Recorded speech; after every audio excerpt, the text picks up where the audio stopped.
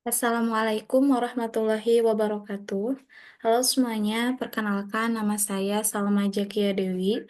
Saya dari kelas A3, Prodi Bimbingan dan Konseling dengan NIM 24010102. Di sini saya akan memaparkan jawaban soal UAS. Soal pertama dari kasus pertama, di sini sebagai bagian dari pengurus masjid, saya diminta membuat sebuah rencana strategis untuk memaksimalkan peran masjid dalam membangun umat dengan kriteria berikut. Nah, yang pertama, religius spiritual. Bagaimana masjid dapat meningkatkan kegiatan spiritual masyarakat? Menurut saya, masjid bisa mengadakan kegiatan spiritual dengan menyelenggarakan khutbah dan ceramah agama secara rutin untuk meningkatkan pemahaman dan kesadaran spiritual di masyarakat.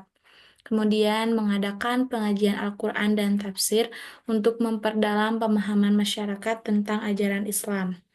Bisa juga dengan mengadakan kegiatan zikir dan doa bersama untuk meningkatkan kesadaran spiritual dan memperkuat ikatan komunitas. Kemudian, masjid juga bisa menjadi pelayanan masyarakat dengan menyediakan bantuan sosial seperti zakat, infak, sedekah untuk masyarakat yang membutuhkan. Kemudian, menyelenggarakan kegiatan pengajian seperti sekolah minggu atau pelatihan bahasa Arab serta keterampilan. Kemudian, menyediakan layanan kesehatan seperti pengobatan gratis dan pelatihan kesehatan. Adapun masjid juga bisa mengadakan atau menyediakan fasilitas dan sarana seperti perpustakaan yang menyediakan buku-buku agama dan spiritual, menyediakan ruang meditasi yang nyaman dan tenang untuk masyarakat bermeditasi dan berdoa, dan menyediakan fasilitas olahraga seperti lapangan bola dan gym untuk meningkatkan kesehatan dan kesadaran spiritual jamaah. Masjid juga bisa mengadakan kegiatan komunitas seperti bakti sosial, donor darah, dan kegiatan lainnya, atau mengadakan pertemuan komunitas untuk membahas isu-isu spiritual dan sosial, mengadakan kegiatan seni Islami seperti konser musik spiritual dan pameran seni. Masih juga bisa bekerja sama dengan lembaga lain, seperti bekerja sama dengan organisasi kemasyarakatan untuk meningkatkan kesadaran spiritual masyarakat, atau bekerja sama dengan pemerintah untuk menyediakan layanan sosial dan spiritual, kerjasama dengan lembaga pendidikan untuk menyediakan pendidikan spiritual atau pengajian. Nah, adapun pertanyaan yang kedua nih, sehat rohani dan jasmani. Program apa yang bisa dilakukan untuk mendukung kesehatan jasmani dan rohani agar jamaah tetap nyaman di masjid, yaitu bisa dengan mengadakan kelas olahraga, pemeriksaan kesehatan gratis, pelatihan gizi, mengadakan kegiatan donor darah, atau bisa nih mengadakan kegiatan outdoor seperti hiking, bersepeda, ataupun piknik. Adapun untuk kesehatan rohani, tadi kan jasmani, sekarang rohani, yaitu dengan mengadakan pengajian Al-Quran atau menyelenggarakan khutbah dan ceramah agama, zikir dan doa bersama, atau konseling spiritual untuk membantu jamaah mengatasi masalah spiritualnya. Adapun untuk kesehatan mental, nah bisa diadakan konseling psikologi atau pelatihan manajemen stres, kegiatan relaksasi, diskusi kelompok, dan bantuan sosial. Nah, di kasus pertama ini ada pertanyaan ketiga yaitu sejahtera. Bagaimana masjid dapat membantu jamaah meningkatkan kesejahteraan ekonomi mereka? Nah, bisa dengan program ekonomi seperti mengelola zakat dan infak untuk membantu jamaah yang membutuhkan, atau menyediakan latihan kewirausahaan untuk meningkatkan jamaah berwirausaha. Adapun pendidikan ekonomi nih seperti mengadakan pengajian tentang ekonomi syariah dan keuangan Islam atau mengadakan pelatihan manajemen keuangan pribadi, bisa juga tentang investasi syariah. Nah, masih juga bisa menjadi kemitraan dan jaringan dengan bekerja sama dengan organisasi ekonomi atau membangun jaringan bisnis antara jamaah. Bisa juga mengadakan bazar syariah untuk mempromosikan produk jamaah. Baik, sekarang kita lanjut ke soal 2, kasus 2.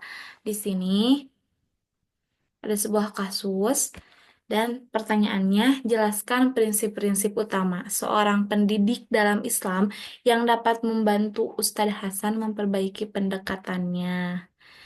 Nah, mungkin menurut saya ya prinsip-prinsip utama pendidikan dalam Islam itu bisa dengan mengajarkan dengan kasih sayang dan kesabaran.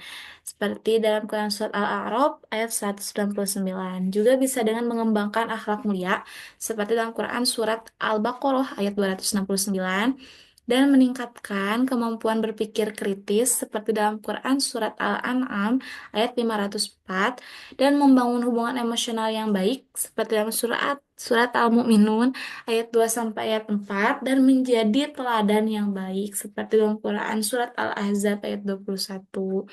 Jadi sebagai guru itu harus mempunyai prinsip kelima ini. Nah, pertanyaan keduanya, susunlah minimal 3 strategi praktis yang bisa diterapkan Ustadz Hasan untuk meningkatkan hubungan emosional dengan siswanya. Menurut saya, bisa dengan teknik pertama yaitu membangun kepercayaan.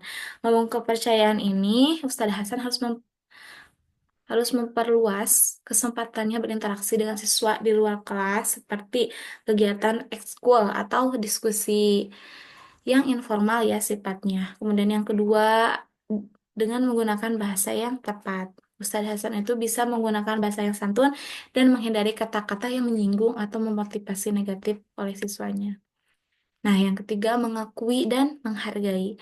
Mengakui dan menghargai ini maksudnya prestasi siswa tidak hanya dalam bidang akademik, tetapi juga dalam hal akhlak dan perilaku. Adapun soal nomor 3 di kasus 2 ini adalah berikan contoh kegiatan atau metode pembelajaran yang sesuai nih untuk menciptakan suasana kelas yang kondusif atau menyenangkan namun tetap Islami. Nah, menurut saya strategi atau contoh metode pembelajarannya itu bisa dengan diskusi kelompok. Nah, diskusi kelompok ini dengan membagi siswa ke dalam kelompok-kelompok kecil untuk mendiskusikan topik-topik agama dan akhlak. Kemudian dengan studi kasus, seperti menggunakan studi kasus untuk mengembangkan kemampuan berpikir kritis dan analitis si siswanya. Dan yang terakhir bisa dengan kegiatan amal, mengadakan kegiatan amal seperti bakti sosial, penggalangan dana, untuk membantu siswa memahami nilai kepedulian sosial. Dengan pengajian interaktif, kayak metode pengajian interaktif seperti permainan edukatif atau kuis nih untuk membuat pembelajaran lebih menyenangkan dan refleksi diri untuk membantu siswa memahami dan mengembangkan akhlak yang mulia. Baik, yang terakhir ini ada soal terakhir yaitu apa yang dipahami tentang Islam yang rahmatan lil alamin, ekonomi syariah, pernikahan dalam Islam. Ini ada 3 pembahasan ya. Yang pertama saya akan bahas dulu tentang Islam rahmatan lil alamin. Nah, Islam ini mengajarkan untuk menyayangi dan membantu sesama, terutama yang membutuhkan, seperti dalam Quran Surat Al-Maidah ayat 2. Islam juga mengajarkan pentingnya hidup berdampingan dan harmonis, seperti dalam Quran Surat Al-Baqarah ayat 256.